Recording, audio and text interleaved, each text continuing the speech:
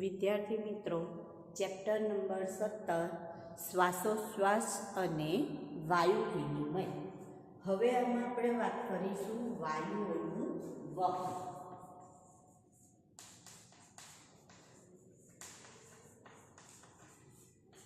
તો આપણે કયા વાયુના વહનની વાત કરીશું? તો આપણે વાત કરીશું ઓક્સિજન અને કાર્બન ડાયોક્સાઇડ, O2 અને CO2 ના વહનની વાત કરીશું.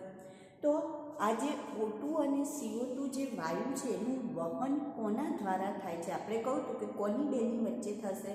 તો વાયુકોષ્ઠ અને પેશી એ વાયુઓની આપ-લે કરે છે. વાયુકોષ્ઠ અને પેશી એ બંને શું કરશે? વાયુની આપ-લે કરશે. તો જ્યારે આપણે ગઈકાલે ગયા જે આપણો હતો પીરિયડ એની અંદર આપણે જોયું હતું કે ધમની અને શીરા જે હતા એ રુધિર દ્વારા વાયુઓને ઓક્સિજન યુક્ત અને ઓક્સિજન વિહીન એટલે કે કાર્બન ડાયોક્સાઇડ યુક્ત રુધિરનું વહન થાય. તો એનો મતલબ O2 અને CO2 આ બંને વાયુનું વહન કોના દ્વારા થાય છે? તો રુધિર દ્વારા થાય છે. કોના દ્વારા થશે? રુધિર દ્વારા. અને શેની બેની વચ્ચે આપણે અથવા વહન થશે? તો વાયુકોષ્ઠ ત્યાંથી કોણ લઈ જશે? તો કે ધમની જે હશે એ લઈ જશે, પેશીને પહોંચાડશે, પેશી કાર્બન ડાયોક્સાઇડ આપશે જે વાયુકોષ્ઠમાં જશે અને વાયુકોષ્ઠ એને ઉચ્છ્વાસ દ્વારા બહાર નીકાળે છે. તો આવી રીતના વહન થતું હોય છે. તો રુધિર દ્વારા O2 અને CO2નું વહન વાયુકોષ્ઠ અને પેશીની વચ્ચે થાય છે. તો હવે જે રુધિર દ્વારા થતું વહન છે તેમાં આપણે જોઈએ તો એમાં રક્તકણ અને રુધિર રસ બંને ભાગ લેતા હોય છે. રક્તકણ અને રુધિર રસ બંને એની અંદર ભાગ લે છે. તો સૌથી પહેલાં તો આપણે જોઈએ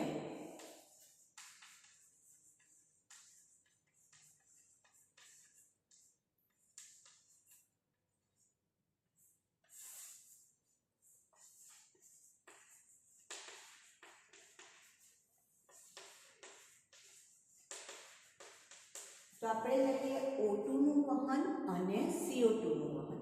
તો આપણે શું કહ્યું? O2નું વહન રક્તકણ અને રુધિર રસ દ્વારા. તો લગભગ 97% વહન, 97% ઓક્સિજનનું વહન રક્તકણ દ્વારા થાય છે, જ્યારે 3% ઓક્સિજનનું વહન રુધિર રસ દ્વારા થાય છે.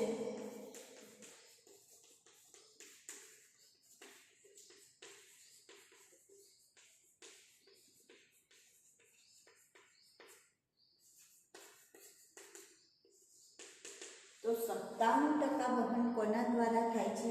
રક્તકણ દ્વારા. જ્યારે માત્ર 3% ઓક્સિજનનું વહન કોના દ્વારા થાય છે? રુધિર રસ દ્વારા થાય છે. તો હવે અહીંયા રક્તકણ દ્વારા જે વહન થાય છે કયા સ્વરૂપે થાય છે? તો KHbO2 સ્વરૂપે વહન થશે. કયા સ્વરૂપે? KHbO2. અને રુધિર રસ દ્વારા જે વહન થાય છે એ કયા સ્વરૂપે થશે? તો કે રુધિર રસ દ્વારા જે વહન થશે એ દ્રાવ્ય સ્વરૂપે થશે. કારણ કે રુધિર રસમાં પાણી હોય છે અને એ પાણીમાં દ્રાવ્ય થઈ વહન થાય છે, એટલે દ્રાવ્ય સ્વરૂપે વહન થશે. હવે એવી જ રીતના CO2નું વહન જોઈએ તો એમાં પણ આપણને રક્તકણ અને રુધિર રસ દ્વારા વહન જોવા મળે છે.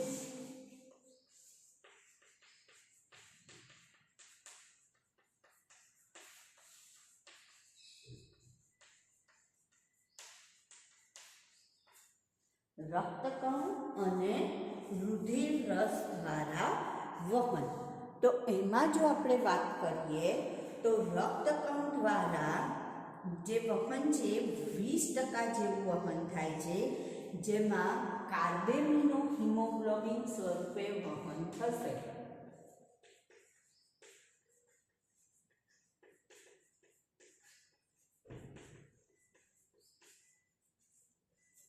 કયા સ્વરૂપે થશે? કાર્બેમિનો હિમોગ્લોબિન સ્વરૂપે વહન થાય છે.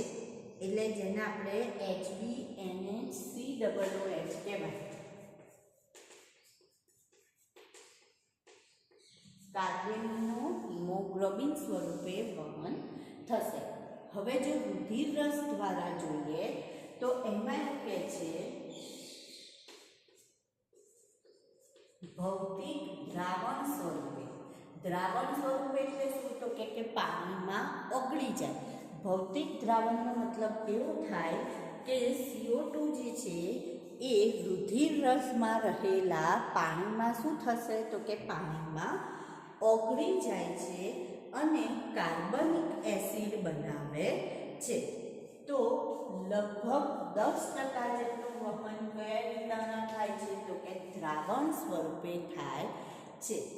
પછી આવશે કાર્બેમિનો પ્રોટીન સ્વરૂપે, જે લગભગ 20% વહન થશે અને બાકીના 70% વહન બાયકાર્બોનેટ સ્વરૂપે થાય છે. કોના સ્વરૂપે થશે? બાયકાર્બોનેટ સ્વરૂપે. કેટલા ટકા વહન થશે? 70%, જેમાં શું કહેવાય? NaHCO3 સ્વરૂપે વહન થશે, જેને બાયકાર્બોનેટ કહેવાય. એવા બાયકાર્બોનેટ સ્વરૂપે 70% વહન થશે. તો આ રીતના O2 અને CO2ના વહનની આપણે વાત કરીએ છીએ. O2નું વહન રક્તકણ રુધિર રસ દ્વારા, CO2નું વહન પણ રક્તકણ રુધિર રસ દ્વારા, જેમાં આ જે 20% છે ને અહીંયા પણ આવે છે, બરાબર? એટલે જો 20, 10, 30 ને 70, 100 એમ આપણે પૂરું 100 ગણવાનું છે. રક્તકણ દ્વારા કઈ રીતના? તો કે કાર્બેમિનો હિમોગ્લોબિન. રુધિર રસમાં દ્રાવણ કાર્બેમિનો હિમોગ્લોબિન અથવા તો પ્રોટીન અને બાયકાર્બોનેટ. તો સૌથી વધુ વહન CO2નું કયા સ્વરૂપે થાય? બાયકાર્બોનેટ સ્વરૂપે થાય. અને અહીંયા કોના દ્વારા થાય છે O2નું વહન? તો કે રક્તકણ દ્વારા સૌથી વધુ વહન થાય છે. તો હવે આપણે પહેલાં O2ના વહનની વાત કરીએ કે ભાઈ O2નું વહન કઈ રીતના થાય છે, એ વાત આપણે કરવાની છે. તો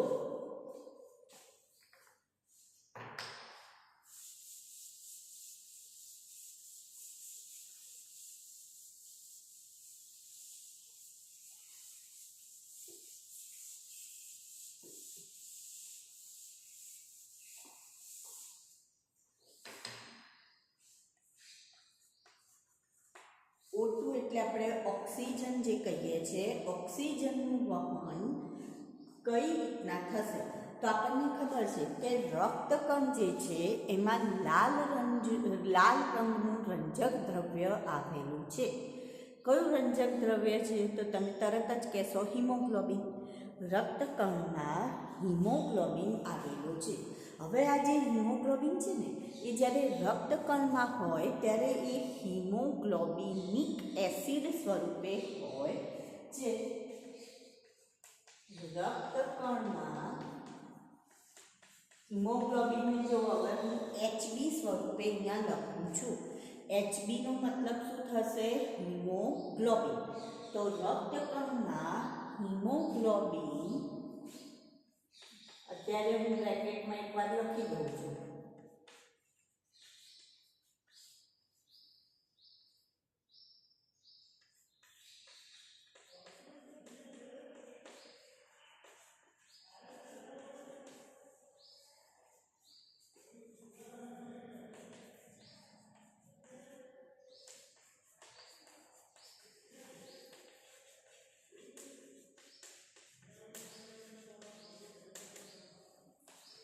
રક્તકણમાં હિમોગ્લોબિન એ હિમોગ્લોબિનિક એસિડ એટલે કે HHB સ્વરૂપે હોય છે.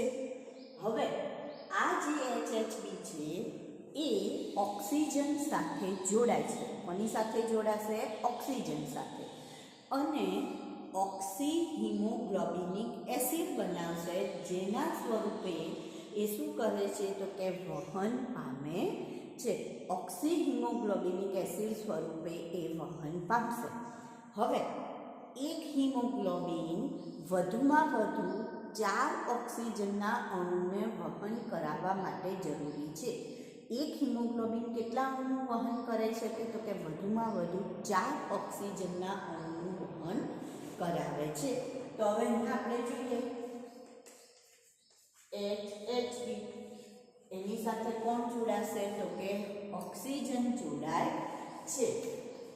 HHB નો મતલબ શું થશે?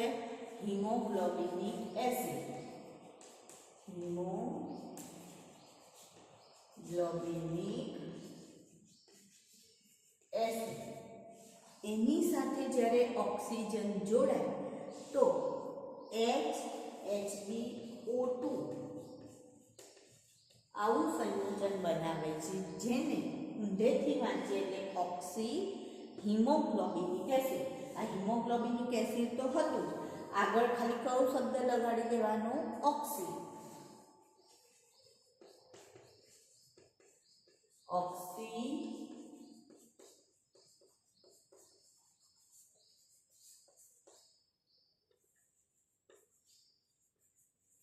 હિમોગ્લોબિનિક એસિડ બનાવે છે અને એના સ્વરૂપે શું કરશે? તો કે એના સ્વરૂપે એ વહન પામે છે. હવે આ જે ઓક્સિજનનું વહન છે એના માટે કોણ? તો કે PO2 એટલે કે ઓક્સિજનનું આંશિક દબાણ આભારી છે. ઓક્સિજનના વહન માટે શું આભારી છે અથવા તો કયું પરિબળ અગત્યનું છે? તો કે ઓક્સિજનનું આંશિક દબાણ એ જરૂરી હોય, બરાબર? એનું પ્રમાણ હોવું જોઈએ, ઊંચું પ્રમાણ હોવું જોઈએ, તો જ વહન થશે. અને એવી જ રીતના જો આપણે વાત કરીએ તો એને આ જે પ્રક્રિયા છે એને અવરોધ કરનારા પરિબળ કયા કયા છે? એ પ્રક્રિયાને રોકવા માટે પ્રયત્ન કરનારા અથવા ધીમી પાડવા અથવા તો એને ઓછી કરનારા પરિબળ કયા કયા? તો CO2 નું આંશિક દબાણ, H+ની સાંદ્રતા અને તાપમાન. આ 3 પરિબળ એ આ પ્રક્રિયાને અવરોધવા માટે જવાબદાર પરિબળ ગણી શકાય, બરાબર? તો એવા પરિબળ છે કે જે આ જોડાણને, અહીંયા જોડાણ જે થવાનું છે એ જોડાણને ખલેલ પહોંચાડે છે. તો આ જોડાણને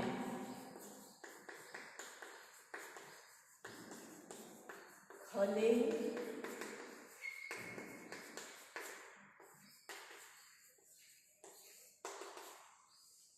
કયા જોડાણને?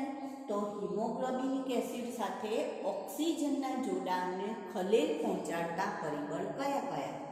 તો પહેલું કહે છે PCO2. આનો મતલબ શું થાય? CO2 નું આંશિક દબાણ.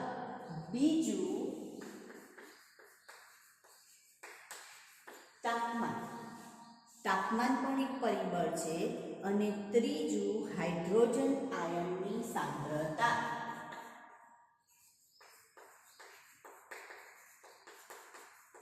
તો આ 3 જે છે એ આ બેના જોડાણને ખલેલ પહોંચાડતું પરિબળ ગણી શકાય. હવે શું કહે છે કે જો ઓક્સિજનનું હિમોગ્લોબિન સાથે જોડાણ તો એ કોને આભારી છે?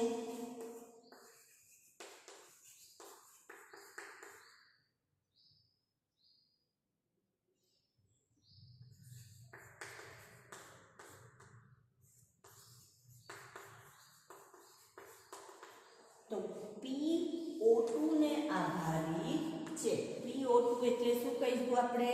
ઓક્સિજનના આંશિક દબાણને આભારી છે. એટલે ઓક્સિજનના આંશિક દબાણના કારણે આ બે જોડાશે અને એને જોડવામાં રોકવા માટે આ 3 જણા આગળ પડતા છે. હવે કઈ રીતના એ આપણે વાત કરીએ તો સૌથી પહેલાં એવું કહે છે કે આપણને એક આલેખની વાત કરેલી છે કે હિમોગ્લોબિનની ઓક્સિજન સાથે હિમોગ્લોબિનની સંતૃપ્તતાની ટકાવારી.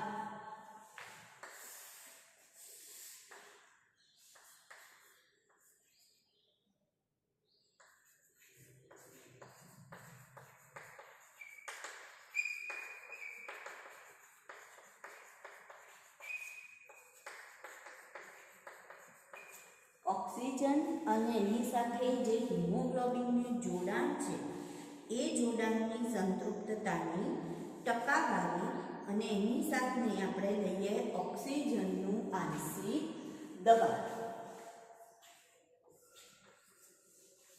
બરાબર. જો આનો આલેખ દોરવામાં આવે તો આ આલેખ આપણને કેવો મળે છે? તો કે આ આલેખ આપણને વક્ર અથવા તો સિગ્મોઇડ પ્રકારનો મળે છે. કેવો મળશે? આ જેમાં શરૂઆતમાં દર કેવો છે? તો કે ધીરો, પછી એકદમ ઝડપી બને છે અને અમુક સમયગાળો આવે છે કે જ્યારે કેવું બની જાય છે? સ્થાયી બને છે. તો આને વક્ર આલેખ કહેવાય અથવા તો એને વિયોજન વક્ર કહેવામાં આવે છે. ઓક્સિજન વિયોજન વક્ર તરીકે પણ આપણે એને ઓળખીએ છીએ કે અમુક સાંદ્રતાએ પહોંચે ત્યારે શું કરશે? તો કે ઓક્સિજનનું વિયોજન થઈ જશે, છૂટો પડી જશે ઓક્સિજન. અને એ છૂટો પડીને કોને મળશે? તો કે પેશીને મળે છે. કોને મળે છે? પેશીને મળશે. અને એની સામે પેશી શું કરશે? તો કે પેશી કાર્બન ડાયોક્સાઇડ આપી દેતી હોય છે. તો હવે કઈ રીતના આ થશે પ્રક્રિયા? આપણે જે આવું કહ્યું કે PO2 ને એ જોડાણ માટે જરૂરી અને PCO2 ની શું કરે છે? તો કે જોડાણમાં ખલેલ પહોંચાડવાનું કામ કરે છે. તો હવે સૌથી પહેલા શું કહે છે કે જે વાયુ કોષ્ઠ છે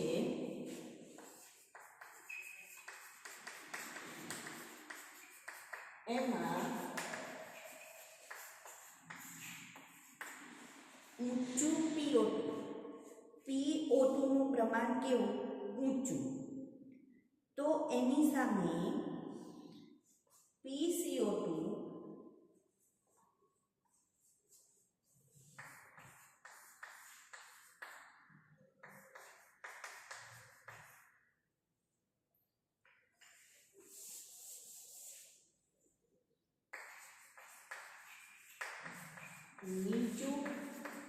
નીચું PCO2. બરાબર. હવે આપણે વાત કરીએ કે વાયુ કોષ્ઠમાં ઊંચું PO2, નીચું PCO2, નીચું તાપમાન અને નીચું H+ ની સાંદ્રતા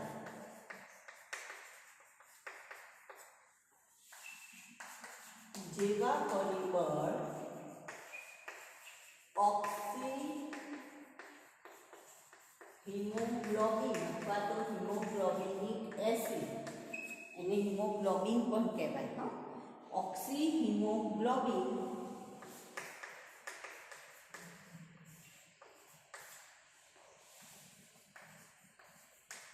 બનવા માટે જવાબદાર છે. જો વાયુ કોષ્ઠની અંદર ઓક્સિજનનું પ્રમાણ કેવું? આંશિક દબાણ ઊંચું. જ્યારે બાકીના ત્રણ જે ખલેલ પહોંચાડનારા હતા એનું પ્રમાણ કેવું? તો કે નીચું. PCO2 એટલે કે CO2 નું આંશિક દબાણ, તાપમાન અને H+ ની સાંદ્રતા આ ત્રણે ઓછા હોય એટલે એનો મતલબ એ ખલેલ પહોંચાડી શકશે નહીં. અને જો ખલેલ ના પહોંચાડે તો ઓક્સી હિમોગ્લોબિન બને છે. હવે એનાથી વિરુદ્ધ પેશીની જો વાત કરીએ તો પેશીમાં નીચું PO2 એટલે કે ઓક્સિજનનું આંશિક દબાણ કેવું હશે? નીચું. કાર્બન ડાયોક્સાઇડનું આંશિક દબાણ ઊંચું.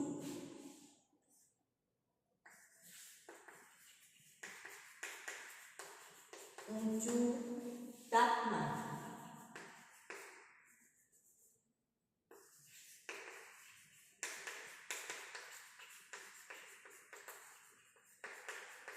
અને ઊંચું H+ની સાંદ્રતાની સ્થિતિ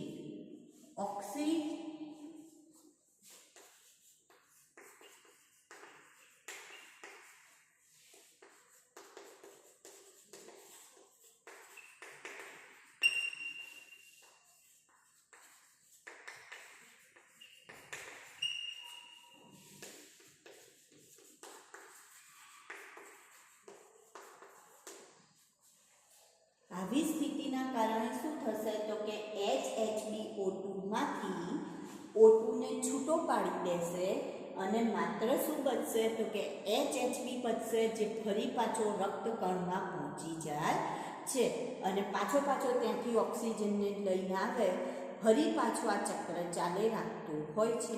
બરાબર. તો પેશીમાં જ્યારે આવું પ્રમાણ થશે એટલે ઓક્સિજન છૂટો પડશે અને કોની જોડે જશે? પેશી જોડે જાય છે અને આ પ્રમાણે ફેફસાની સપાટીથી પેશી સુધી ઓક્સિજનનું વહન થશે. તો ખ્યાલ આવી ગયો ઓક્સિજનનું વહન. તો વાયુકોષમાં આપણે જે ગઈકાલે આકૃતિની વાત કરી હતી એ જ આકૃતિ, કયા પીરિયડમાં આપણે જે આકૃતિની વાત કરી હતી કે પહેલાં આપણે વાયુકોષ દોર્યો હતો, જે આ રીતના અહીંયા વાયુકોષ દોરેલું હતું. વાયુકોષથી પછી આપણે શું દોરેલું? ધમનીને આ બાજુ ધમની હતી, આ બાજુ શિરા હતી. એમને ક્યાં મોકલ્યા હતા? હૃદયમાં મોકલ્યા હતા. હૃદયમાંથી પછી ક્યાં જતા હતા? તો અહીંયા પેશી સુધી એની આપ-લે થાય છે. તો આવી રીતના આ O2 અને CO2 વાયુનું આપ-લેની વાત છે. તો આ O2ના વહનની વાત કરીએ આપણે કે વાયુકોષમાં અને વાયુકોષથી પેશી સુધી O2નું વહન થશે અને પેશીમાં શું પહોંચી જશે તો કે ઓક્સિજન પેશીમાં પહોંચે છે. હવે આપણે કોની વાત કરવાની છે તો કે કાર્બન ડાયોક્સાઇડનું વહન.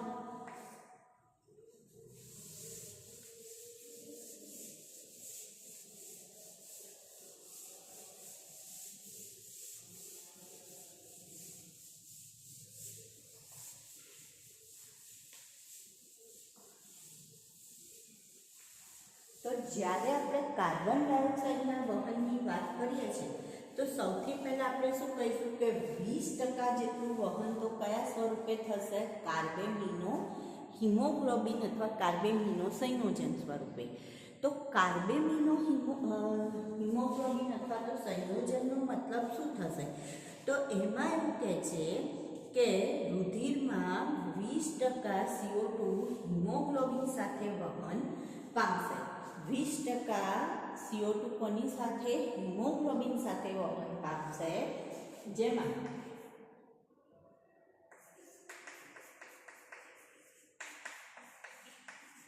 આ રીતનું જોડાણ થશે અને એના કારણે આપણને મળશે HbNaCOOH.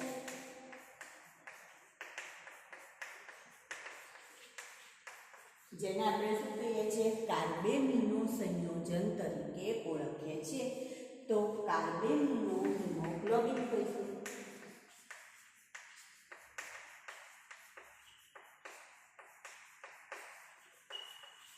તો આવું વહન CO2નું કેટલા ટકા થાય છે તો કે 20% આ રીતના વહન થશે. 10% વહનમાં આપણે શું કહ્યું કે CO2 જે છે એ રુધિર રસમાં રહેલા પાણી સાથે જોડાય છે અને શું બનાવે છે તો કે H2CO3 કાર્બોનિક એસિડ અને એના સ્વરૂપે 10% વહન થશે. આ કેટલા ટકા? 20%. આ કેટલા ટકા? 10% વહન દ્રાવણ સ્વરૂપે. પણ 70% વહન કયા સ્વરૂપે થાય છે તો કે બાયકાર્બોનેટ સ્વરૂપે વહન થશે. 70% વહન કોના દ્વારા થાય છે તો કે બાયકાર્બોનેટ સ્વરૂપે વહન થશે. હવે અહીંયા જોઈએ તો કે પેશીમાં CO2 નું આંશિક દબાણ પેશીમાં કેવું છે? વધુ હોય છે.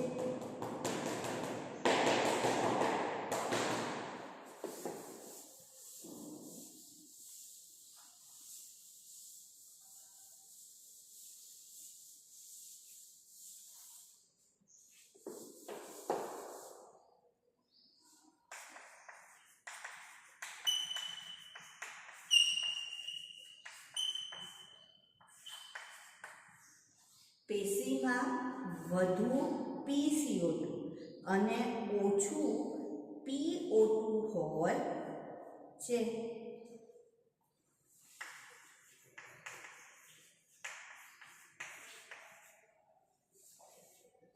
CO2 નું આંશિક દબાણ વધુ જ્યારે ઓક્સિજનનું આંશિક દબાણ ઓછું હોય ત્યારે CO2 નું જોડાણ થાય છે.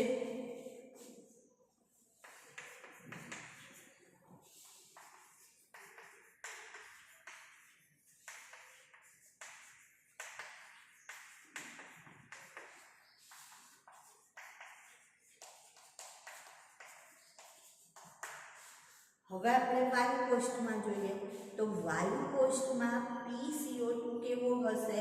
ઓછો.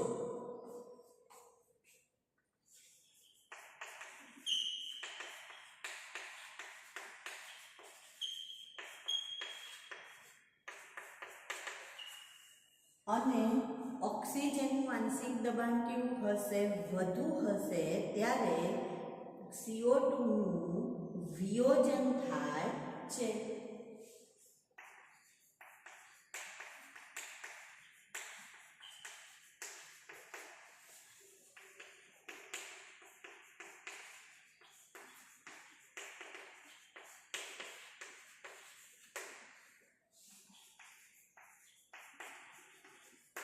તો પહેલામાં જેમ ઓક્સિજનનું વિયોજન થતું હતું એમ અહીંયા પહેલાં આપણે અત્યારે કાર્બેમિનોની વાત કરીએ છીએ. તો કાર્બેમિનોમાં CO2 નું શું થશે? ત્યારે વાયુ કોષ્ટમાં વિયોજન થશે. હવે જ્યારે વાયુ કોષ્ટમાં આ CO2 બહાર આવ્યો, વાયુ કોષ્ટ જોડે પહોંચ્યો, તો વાયુ કોષ્ટ એને શું કરશે? ઉચ્છ્વાસ દ્વારા બહાર નીકાળે છે. વાયુ કોષ્ટ ઉચ્છ્વાસ દ્વારા CO2 ને શું કરશે? શરીરની બહાર ધકેલે છે અથવા તો બહાર નીકાળે છે.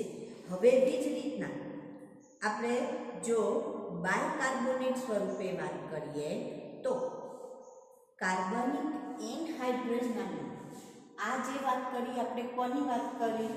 કાર્બેમિનો હિમોગ્લોબિન વખતની વાત કરી.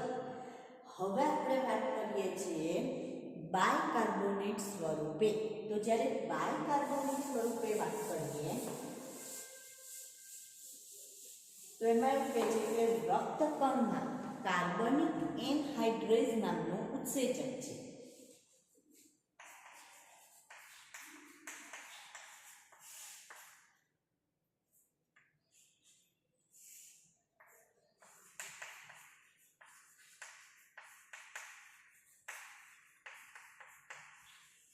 જેનું પ્રમાણ કેવું છે? તો કે એનું પ્રમાણ વધારે છે, જે તરત જ આને શેમાં ફેરવી દે છે? તો કે આ બેનું જોડાણ કરી બાયકાર્બોનેટ અથવા તો કાર્બોક્સિલિક એસિડ કાર્બનિક એસિડમાં ફેરવે છે, H2CO3 માં ફેરવે છે. હવે આ જે H2CO3 છે એ રક્તકણની આપણે વાત કરીએ છીએ કે જેમાં કાર્બનિક એનહાઇડ્રેઝનું પ્રમાણ કેવું છે? તો કે વધારે હોય છે. બરાબર. જ્યારે રુધિર રસમાં જો વાત કરીએ તો રુધિર રસમાં એનું પ્રમાણ કેવું છે? તો કે ઓછું હોય છે.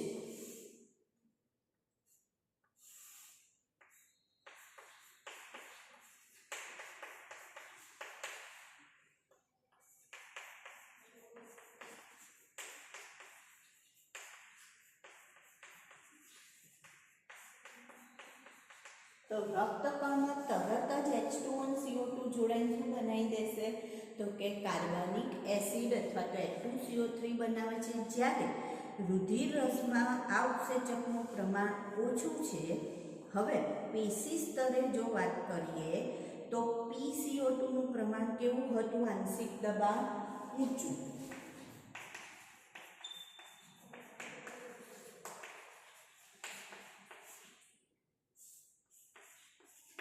જ્યારે PO2 નું પ્રમાણ કેવું હતું? નીચું હતું. બરાબર. તો CO2 રુધિરમાં પ્રસરણ પામે છે.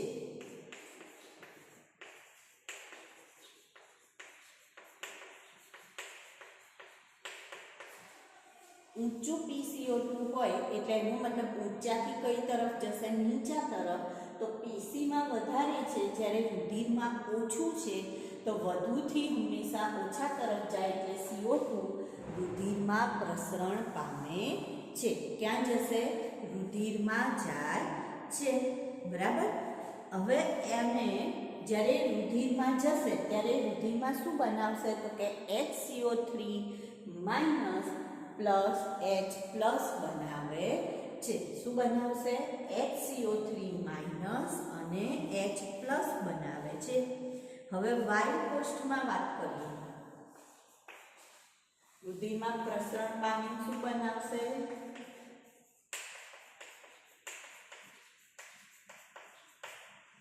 હવે વાયુ કોષ્ઠમાં વાત કરીએ તો વાયુ કોષ્ઠમાં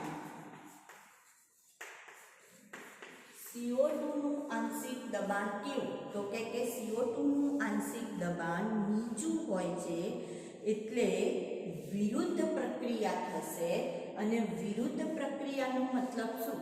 તો H2O CO2 બને છે.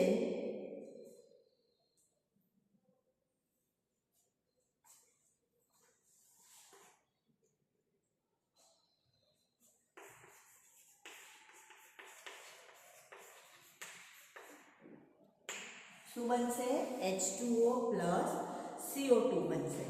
અને આ પેશી સ્તરે CO2 બાયકાર્બોનેટ સ્વરૂપે ગ્રહણ થાય છે અને બહાર તરફ વહન પામશે.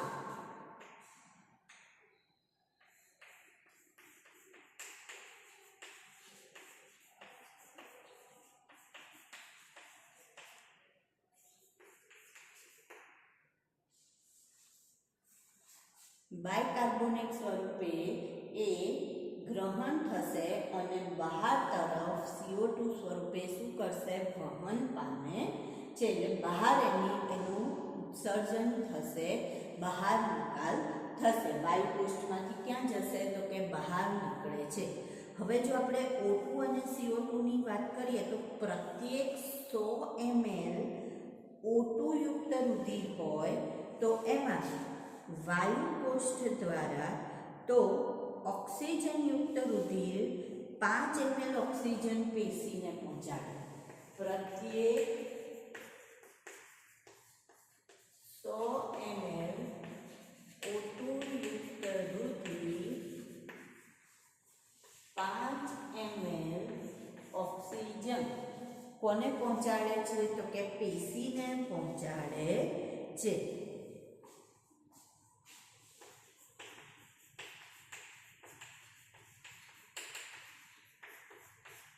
અને જો CO2 ની વાત કરીએ તો પ્રત્યેક 100 ml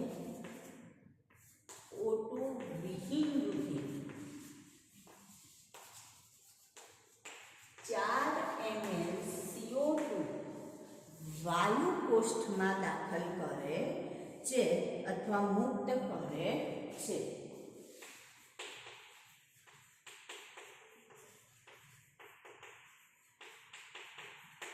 એટલે પ્રત્યેક 100 ml કેટલા ml CO2? 4 ml. અને પ્રત્યેક 100 ml 5 ml O2 મુક્ત થાય છે અથવા O2 પેશીઓને મળશે અને CO2 કોને મળશે? વાયુ કોષ્ઠમાં આવે છે. ક્યાં આવે છે? વાયુ કોષ્ઠમાં.